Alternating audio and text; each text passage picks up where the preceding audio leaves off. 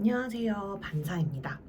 오늘은 제가 어저께 진짜 2024년 고3 6월 모의고사 역대급 난이도 정말 10년 만에 이렇게 어려운 시험은 없었다라고 할 정도라고 정말 선생님들뿐만 아니라 아이들을 통해서도 정말 자자하게 들었어요. 그래서 지금까지는 저희가 중학교 내신, 고등학교 1학년, 2학년 모의고사 이런 방식에 대해서 방법론에 대해서 제가 이제 전체적으로 제너럴하게 말씀을 드렸다고 치면 이번에는 정말 실전에 도움이 될 그런 수업을 한번 같이 맛보기로 제공해보면 어떨까 싶어서 이렇게 현실적으로 도움이 됐으면 좋겠다. 우리 학생들에게 꼭 도움이 됐으면 좋겠다라는 생각이 들어서 직접 수업을 보여드리려고 문제풀이 해설 영상을 찍게 되었어요. 저희가 이제 모든 문제를 다 뭐 1시간 안에 빠르게 해설하는 것도 좋겠지만 저는 정말로 한 문제 한 문제를 자세하게 아이들과 한번 이야기해보고 싶고, 그리고 이제 그런 것들을 당연히 이렇게 긴 시간들에 대한 걸 어떻게 현장에서 내가 하냐라고 생각할지도 모르겠지만 이런 과정들이 무한 반복돼서 몸에 체화가 된 상태로 그 시험장에 가서 제가 말씀드렸던 꿀팁 같은 것들을 추가로 적용해서 사용해야지 그냥 진짜 단순히 팁만 가지고 문제를 푼다던가 아니면 정말 오랫동안 지금 수업에 하는 것처럼 꼼꼼하게 10분을 한 문제를 통해서 읽는다던가 이렇게는 하면 안 되고 밸런스를 맞춰야 되거든요. 그래서 저랑 같이 이런 문제들을 자세하게 심도 있게 살펴보는 것들도 저는 나중에 빠르게 문제를 푸는데 굉장히 큰 도움이 된다고 생각해요.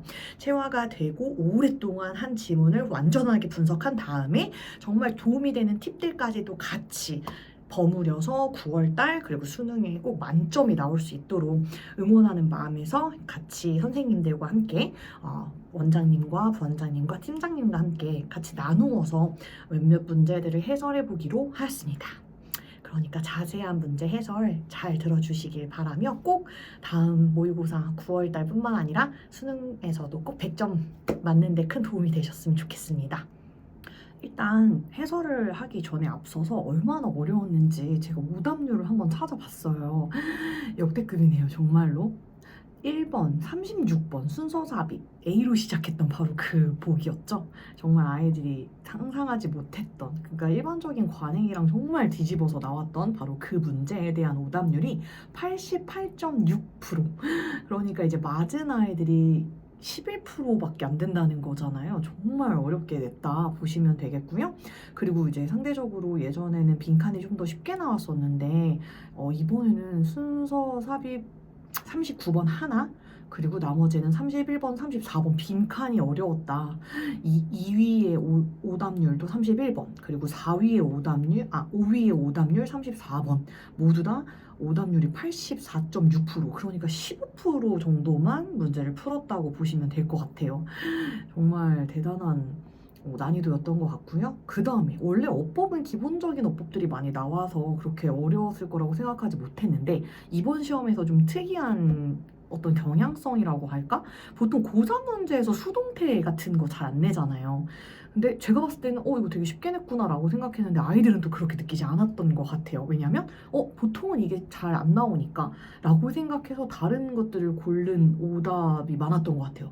특히나 또 수동태 같은 경우에는 같은 어법이라고 할지라도 해석을 해서 풀어야 되다 보니까 그런 부분들도 아이들이 이제 시간의 압박을 느끼는 아이들이 해석을 할 겨를이 없어서 생긴 문제도 좀 있다고 저는 이제 학생들을 통해 들었습니다. 그래서 그런 부분들도 제가 이제 문제 정답만 맞추는 것이 아니라, 왜냐면 사실 답은 되게 쉽게 나왔잖아요. 근데 왜 여러분들이 이렇게 어렵게 느꼈는지, 그리고 1번부터 5번을 이제 골라낼 때, 정답을 골라낼 때 선지 제거하는 방법 같은 꿀팁도 알려드리고자 합니다.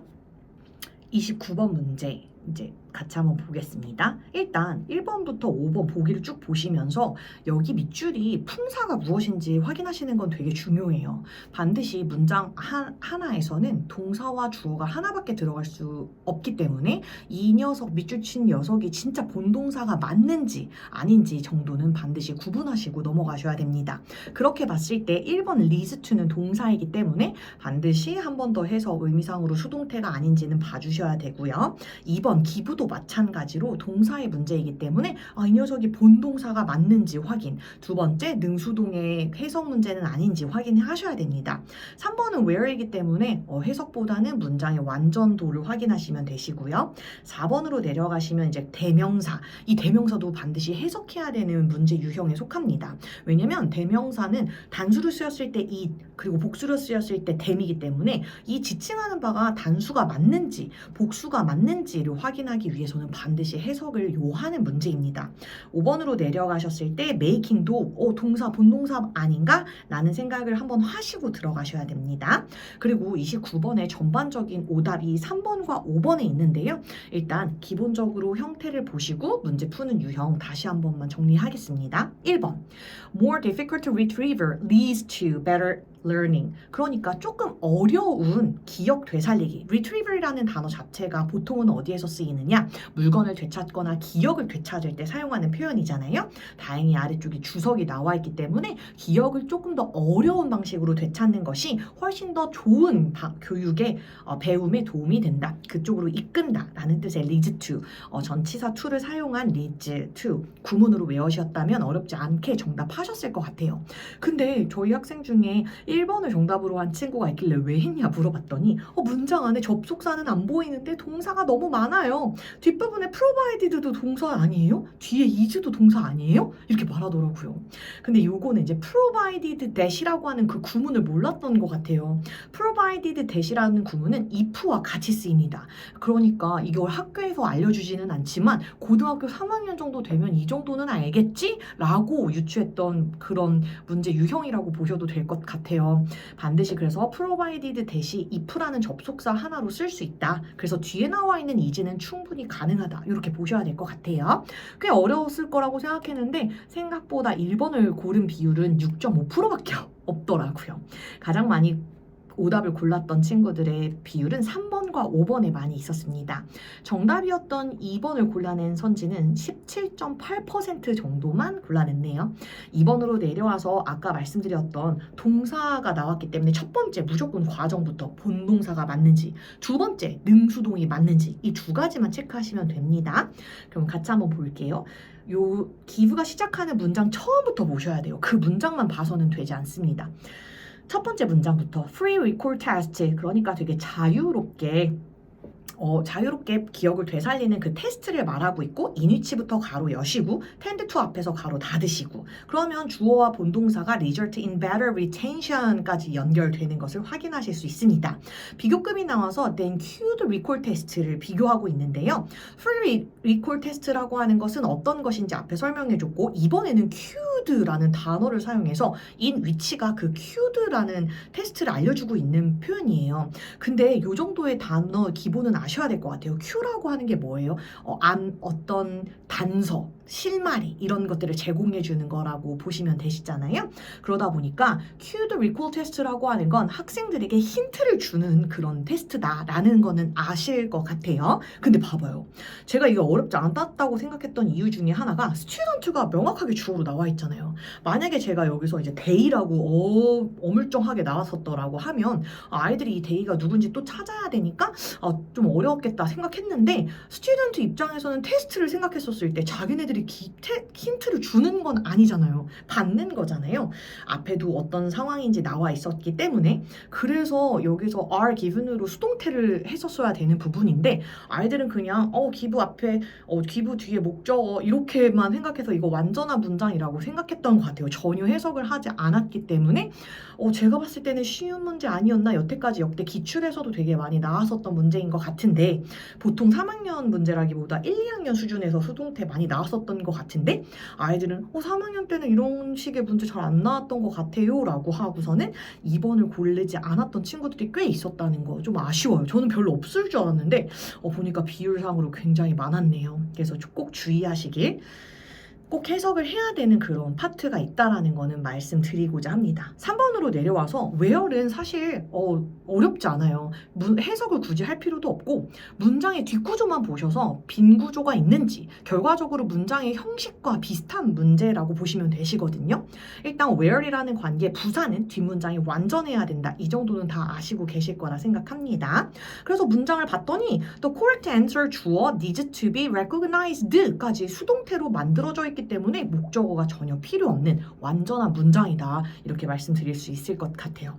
그래서 왜 where를 골랐을까? 조금 의아하긴 해요. where이 받아주고 있는 선행사는 앞에 나와 있는 recognition test such as multiple choice answer이라고 해서 명확하게 어떤 환경인지를 알려주고 있거든요. 위에서는 in which로 나왔지만 이번에는 어차피 뒷문장이 완전해서 where로 바꾼 것뿐 전혀 오답이라고 생각이 들진 않았거든요. 일반적으로 많이 나온 문제 유형이라서 4번으로 내려가 볼까요? 4번 댐을 보자마자 아까 말씀드렸죠. 동사와 본동사 찾기 문제에서 동사와 대명사는 반드시 해석을 해야 하는 문제다. 그래서 댐과 같은 경우에는 이것이 댐이 맞나? 혹시 수일치로 봤을 때 it은 아닌가? 그런 것들을 구분하기 위해서 해석을 해봐야 되는 문제입니다. 이 댐이 가리키는 바가 앞에 있는 answers를 받아주기 때문에 일단 댐은 맞고요.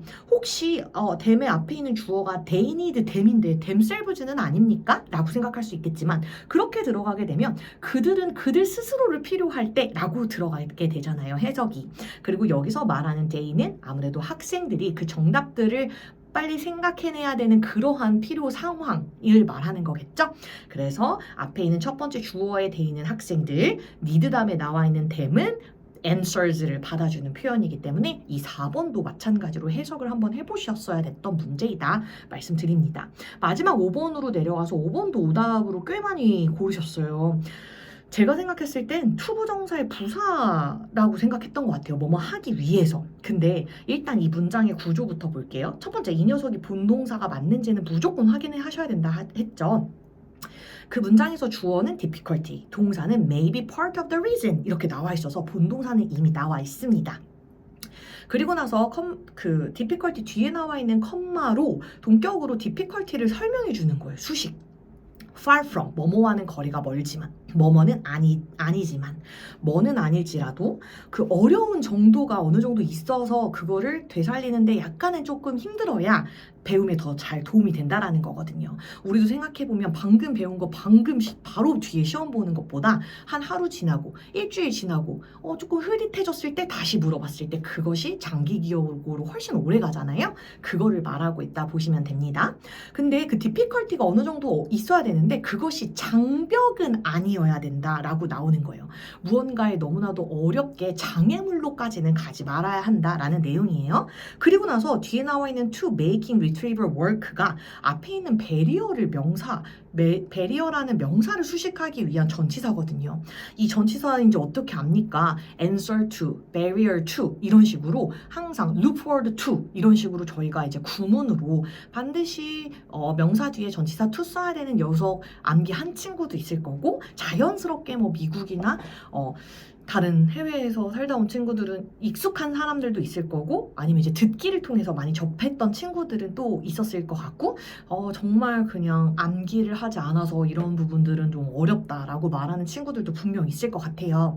그래서 어쨌든 여기서 전치사 to 다음에 ing로 들어가서 making이 오형식이기 때문에 retrieval 목적어, work가 목적격 보호 동사 원형으로 들어가서 그 기억을 불러오는 것이 작동시키는 것에 barrier, 장벽이 되지는 않을지라도 어려움은 충분히 도움이 된다. 이렇게 나가는 지문이었는데 to를 전치사인지 투부정사인지 어떻게 구분해야 합니까? 이거는 아까 말씀드렸다시피 보통 이제 흔히 많이 쓰이는 명사 다음에 전치사 요거를 나올 때마다 저희는 이제 학원에서 암기를 시키고는 하지만 아이들이 너무 많다 보니까 단어장으로 따로 나와 있는 것도 아니라서 헷갈리는 친구들도 꽤 많이 있습니다.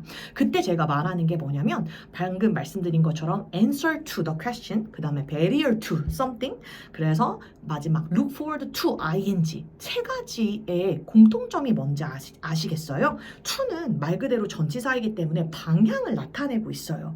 어디로 향한다라는 그 방향. 그래서 look forward to ing의 구문 아시죠? 뭐뭐를 학수고대하다 기다리다. 그러니까 어느 쪽으로 그 방향을 틀어서 기다리고 있다라는 거잖아요. 방향을 나타내는 거 맞죠? 그렇기 때문에 해석도 하기 위해서가 아니라 뭐뭐를 기다린다. 이렇게 해석할 수 있거든요. answer to도 answer to the question, 그 질문에 대한 대답 이렇게 들어가는 것처럼 barrier to도 어떤 것에 대한 장벽 이렇게 들어가는 거거든요. 그래서 투부정사 구문들을 많이 접하고 전치사 to 관련된 그 문장들을 많이 접하다 보면 이게 이제 감각적으로 생겨야 되는데 사실 어려울 수 있을 것 같아요. 그래서 만약에 그것들이 어렵다면 고3 수준에 계속 문제가 나오기 때문에 따로 전치사 to를 반드시 사용해야 되는 명사 이거를 검색하셔서 한 번쯤은 암기해 보시는 것이 어떨까? 네, 그렇게 팁을 좀 드리고자 합니다. 감사합니다.